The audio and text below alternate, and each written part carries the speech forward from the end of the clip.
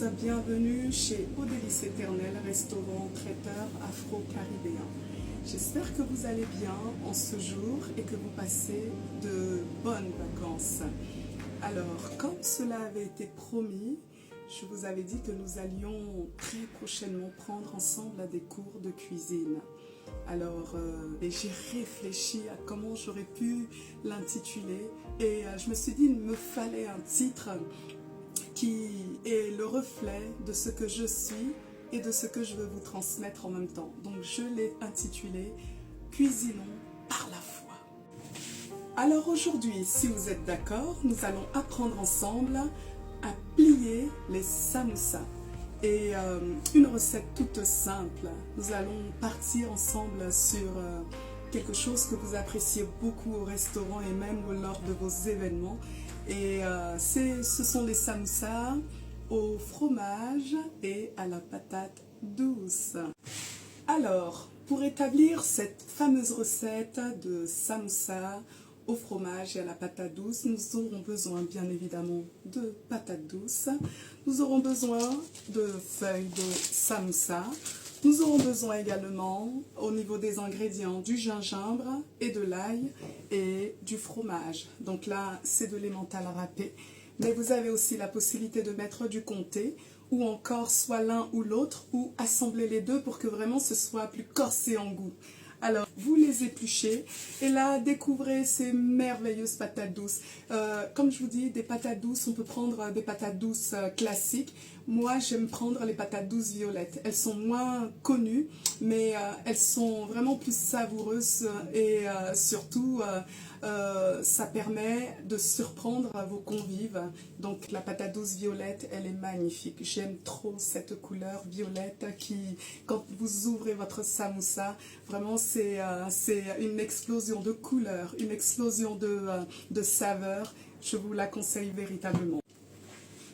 Donc pendant que vous êtes en train d'éplucher vos patates douces et de découvrir cette merveilleuse couleur violette, je vous l'ai dit, hein, elle est vraiment magnifique. Ce que je vous propose, c'est que nous prenions ensemble la définition de la foi.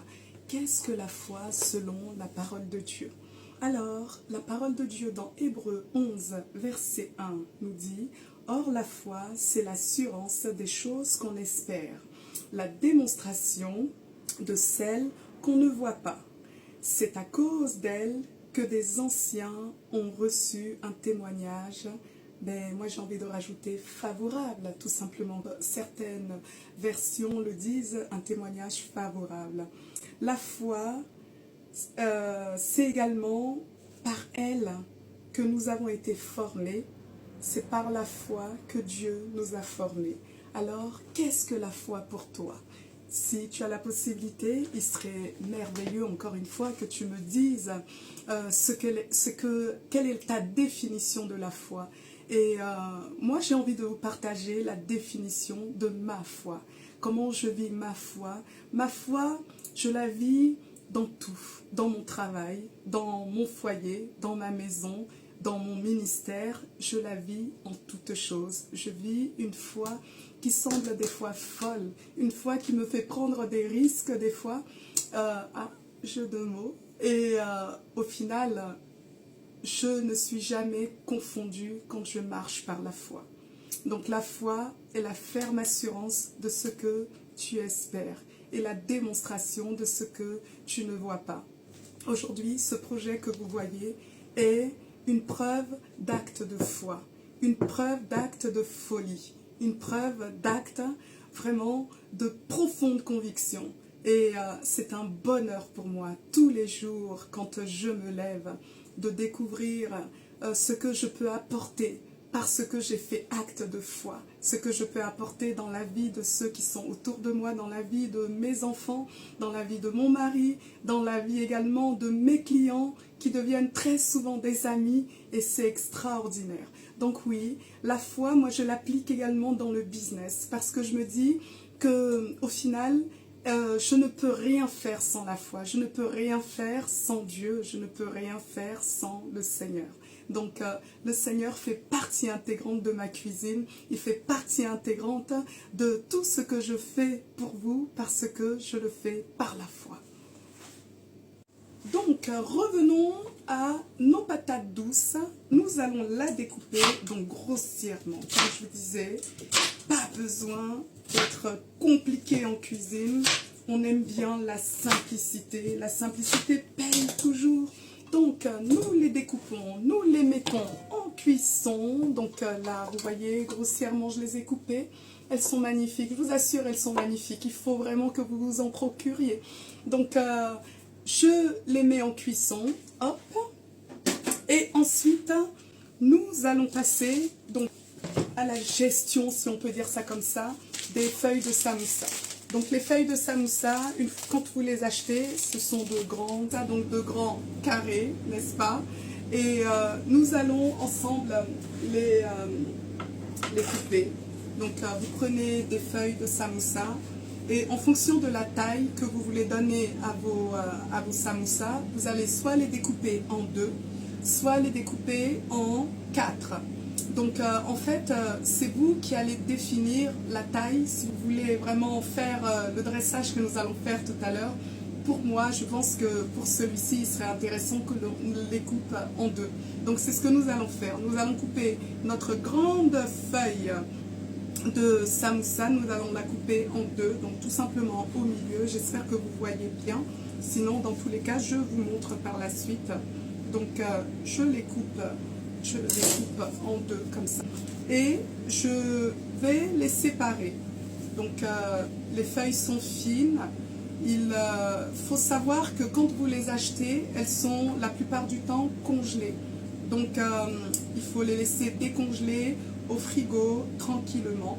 Et ensuite, vous les séparez. Donc là, délicatement pour ne pas qu'elles se déchirent comme je l'ai fait là. Mais sachez-le, en cuisine, tout se rattrape. Et c'est ce que nous allons apprendre aussi dans ces différents cours. Tout se rattrape. Voilà. Donc là, j'ai mes 2 feuilles de samoussa qui sont à part égale. Et j'en ai fait 2 autres ici que je vais conserver de côté. Là, vous avez actuellement vos patates douces qui sont en train de cuire. Il faut pour la cuisson à peu près 15 à 20 minutes de cuisson en fonction de comment vous les avez coupées. Là, on les a coupées assez grosses. Donc 20 minutes de cuisson si vous êtes sur un feu à gaz. Les patates douces sont en cuisson et en parallèle, nous allons préparer la farce. Pour la farce, donc je prends mon gingembre et je le découpe, je le hache en petits morceaux, n'est-ce pas, pour qu'il y ait vraiment ce goût de gingembre et que ce soit pas qu'il y ait de la matière. Parce que tout à l'heure, vous allez voir que quand les patates douces vont cuire, nous allons les écraser ensemble et nous allons insérer nos gingembres donc, dans la farce. On prend également l'ail et on en fait exactement la même chose. Ceux qui n'aiment pas le gingembre, mais quand même il est intéressant d'avoir du gingembre dans cette recette. Ce que vous pouvez faire, c'est prendre un plongeur ou un mixeur et tout mixer ensemble. Donc là, j'ai mon gingembre qui a été finement haché et mon ail qui a été finement haché. Donc là, vous le voyez, c'est exactement ce que je voulais avoir comme texture. Mes patates douces étant cuites, l'idée c'est que les écraser pour obtenir une sorte de purée. D'accord? Vos fameux morceaux de gingembre et d'ail. Donc ça, on le fait donc, pour avoir une farce vraiment qui ait de la matière, qui ne soit pas une simple purée. Et dans cette même farce, donc j'intègre mon fameux fromage, donc les emmentales qui sont râpés.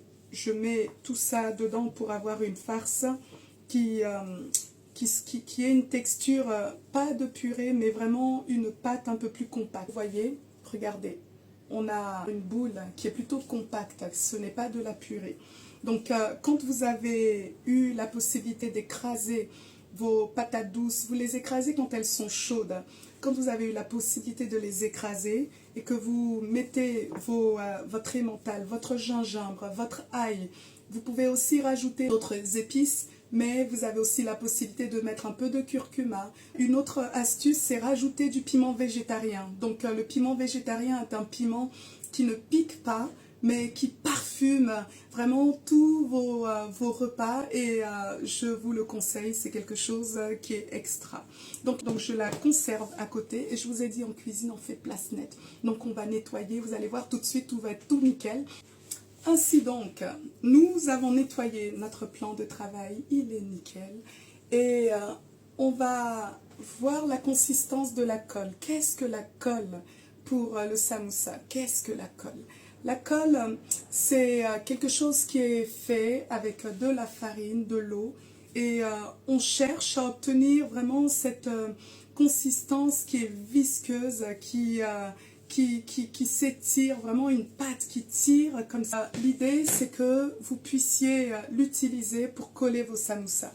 Donc on revient à nos fameuses feuilles. Nous avons donc nos grandes feuilles rectangles. Je prends une première feuille, je prends ma colle et hop, vous voyez, je la mets ainsi sur l'extrémité du bout de mon rectangle et je vais venir poser l'autre partie de mon rectangle, voilà, et ainsi je prends donc une bonne quantité de farce, donc j'en fais une boule et nous avons la fameuse boule de farce que nous mettons sur notre feuille de samoussa et nous allons faire un triangle. Alors j'espère vraiment que vous voyez, mais je pense que c'est assez visible. On va prendre l'autre extrémité pour poser sur le côté opposé, n'est-ce pas? On fait un peu de géométrie hein, et ça nous fait un triangle. Donc on part comme ça et ensuite on remonte. Hop, on remonte. Donc on remonte l'autre bout du triangle et ainsi de suite. Nous allons dérouler ou plier, voilà, de cette façon. Et quand nous arrivons donc à l'autre bout, nous finissons avec de la colle. Voilà, une colle que nous mettons de telle sorte que nos samoussas soient parfaitement refermés. Donc voilà, pliage de samoussa opéré. Donc là, j'en ai fait un en avance et un autre. Donc là, nous avons nos deux grands samoussas au fromage et nous allons passer à la cuisson. A tout de suite. Pendant que nos samoussas sont en train de cuire dans l'huile bouillante, donc je les ai mis pour information dans un bain d'huile. Donc moi, je l'ai fait à la friteuse. C'est plus simple, j'aurai l'occasion une prochaine fois de vous montrer la cuisson. Et en attendant, vraiment la question que je pourrais vous poser à vous qui me regardez, qui me suivez, c'est j'ai vraiment envie de connaître comment vous faites pour surmonter les grandes épreuves, les plus grandes épreuves que vous avez pu traverser. Comment vous avez fait pour surmonter ces épreuves-là? Quel est votre moyen de parvenir à vos fins quand, par exemple, vous savez qu'il y a un grand défi qui s'annonce devant vous et que, au final, vous vous sentez, comme on dit, minime, vous vous sentez vraiment faible, vous savez que de vous-même vous ne pouvez pas. Quel est votre moyen pour pouvoir quand même non seulement avoir de l'espoir, mais également avoir la possibilité d'obtenir ce que vous voulez? C'est vraiment une affaire de croyance, de foi, c'est une affaire de cheminement avec Dieu. Et c'est vrai que moi, je n'ai pas trouvé une autre solution par rapport à tous ces défis que j'ai pu avoir dans ma vie. Mais il serait intéressant de savoir, vous de votre côté qui nous suivez, qui me suivez, comment vous affrontez les difficultés. Donc n'hésitez pas à nous en parler également dans les commentaires. Là, ce qu'il faut savoir par rapport au samoussa, c'est que c'est au fromage. Donc le fromage a tendance à gonfler et à exploser, donc il faut vraiment faire attention. Alors comme vous le voyez, à l'issue de la cuisson, nous avons des samoussas qui sont parfaitement dorés et qui sont croustillants. Je ne sais pas si vous entendez, mais ils sont croustillants, ils sont tout chauds, le fromage a fondu. Je vais mettre de côté mes samoussas et passer au dressage. Donc nous aimons ces belles assiettes pour le dressage. Et pour le samoussa et le couper tout simplement en deux. Donc coupons-le délicatement en deux. Vous voyez, je vous dis, hein, ce beau fromage qui tire. Voilà. Donc nous le coupons en deux pour faire de belles entrées. Voilà. Délicatement pour ne pas les casser parce qu'ils sont croustillants et ils peuvent se casser. Donc voilà. Et nous allons prendre ensemble juste des petites sucrines. Je trouve que c'est une salade qui fonctionne bien quasiment pour toutes les entrées. Donc des sucrines. Nous avons nos feuilles de sucrine comme ça. Et là, moi, je suis partie également sur de la papaye. Parce qu'on est dans une recette afro-caribéenne de l'exotisme, donc de la papaye et des ananas que j'ai également découpés en petits morceaux. Donc de l'ananas, ananas Victoria, ananas Costa Rica, ananas de Côte d'Ivoire. À vous de voir, en fonction des saisons, il faut savoir que les goûts sont vraiment plus prononcés, plus sucrés.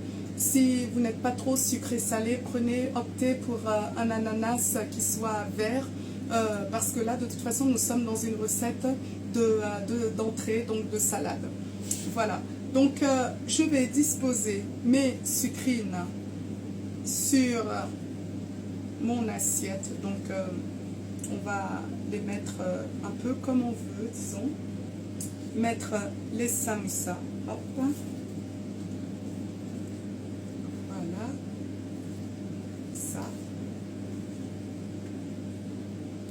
Que vraiment chacun puisse découvrir cette belle couleur. Je vais ensuite disposer dans mon assiette mes fameuses papayes, donc afin de pouvoir les enrouler sur elles-mêmes, faire des petits, vous voyez, des petits rouleaux, des petites fleurs.